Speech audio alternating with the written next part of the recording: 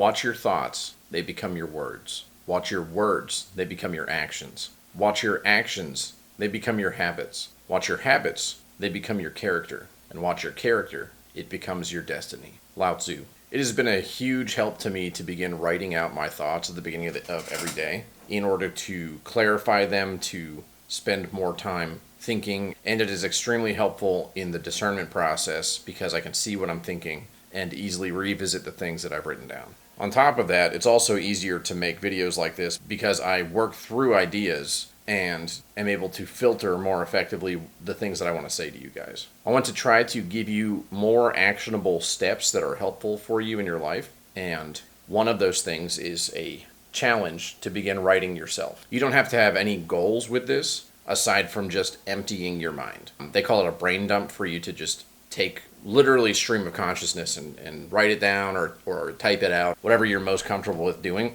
because it gets every little distraction and ADHD monkey and all of the imps that are in your mind to be out of your brain. And a lot of those things need to be addressed or they need to be looked at, which is why they're in your mind. And putting them somewhere helps you to be free of them to then think more clearly. I have grown in becoming much more intentional about how I think. And then from there, how I choose to speak. I've struggled with swearing a lot in my life. I say the F word more than a sailor.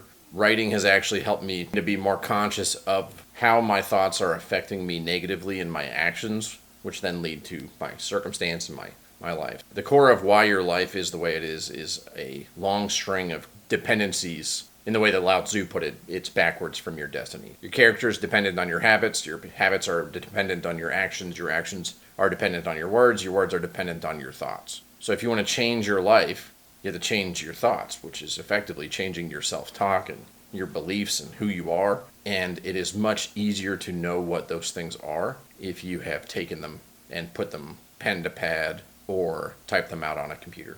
It's very helpful to keep things organized. And my goal has been to both write every single day and to begin creating content every single day. So this is really key for me to begin the change that I'm making in myself to be a better person. One of the things I used to teach my guys on my sales team when I worked in insurance was that your current state, where you are in your life, is dependent on things that you've done 3 months ago, 6 months ago, and a year ago. The things that you've been doing every day for a year affect you the most compared to the things you've been doing for the last 6 months, compared to the things you've been doing for the last 3 months. So to really, truly make change in your life, at a bare minimum, the scope at which you need to view the future is 3 months. If you want to lose weight, if you want to get in better shape, if you want to begin building muscle or strength, if you want to have a better love life, better relationships with your family, there's very little that you can do right now that will make those things better. There's a lot of things you can do right now that would absolutely destroy those things,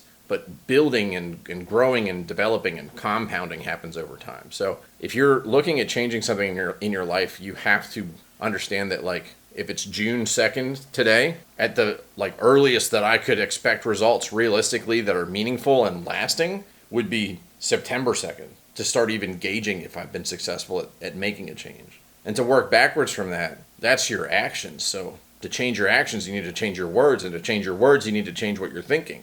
I mean, you can do it without writing, but the only reason I'm harping on it is because writing has actually been very helpful to me. And it's a habit that I've begun to develop that I had put off for years. I've done writing in the past, like some fiction and some other things when I was a teenager, but nothing very serious. So for me, writing daily as a discipline has been really key to finding the clarity that will help me to grow and move in the direction that I want to go. We have 1 week down of videos starting today. We'll be on day 7, and across all the platforms that I've been on. Right now I'm on YouTube Shorts, Twitter, or I guess Instagram, Facebook, and LinkedIn. So 6 different platforms. And across all those platforms, I made absolutely brand new accounts. 0 followers on all of them. And we have had 9,000 impressions across all the platforms in 1 week. I have no concept of whether or not that's good. We've put out a ton of content. I know that it's not as good as it will be, but I do know that we're getting a ton of feedback very quickly because of how many iterations we're making,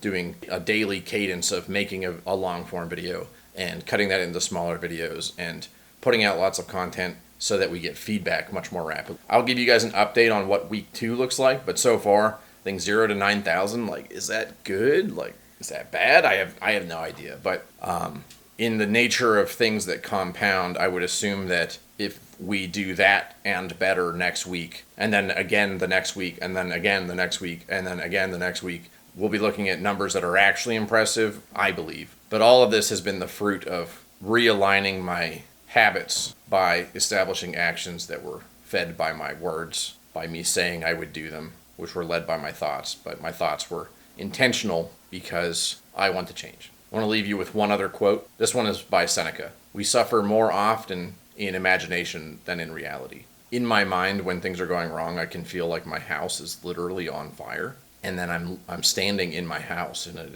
is not. It's very far from being on fire, but my fears of the future bring a false narrative into the present. And so much of my behavior in the past has been, how do I stop that future from ever having a chance at existing? Which I've begun to realize it's better for me and for the people around me to just change how I think so that I'm not fearful of a future potential reality that, quite frankly, has never happened. And because I'm alive and breathing and have a pulse, would never let happen. Got some cool things on the horizon that I think will be interesting to share with you guys, and I'm going to be bringing that up in future videos. So stay tuned, subscribe if you want to hear more about it, and like, and all of the things that I'm supposed to say. And I will see you tomorrow. All right, later.